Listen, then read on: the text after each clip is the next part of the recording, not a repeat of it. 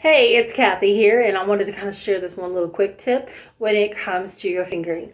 So we have what's called a neutral position, or the normal pattern when we start off all our beginner students.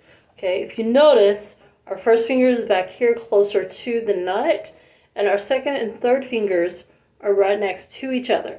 Okay, what I like to tell my students is that second and third finger, they're best friends. Second finger is the student, third finger is their best friend. And back here, this is their parent, or maybe your grandparent, or whoever's taking care of you. Okay?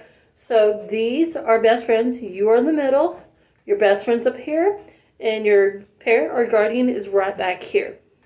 Now, most of the time, like during the summer, you'd like to spend a lot of your time with your best friend because, they're your friends. There's a reason why you get along. So in neutral position on the violin, it's the same type of thing. You and second and third finger a lot of times are going to be hanging around with each other.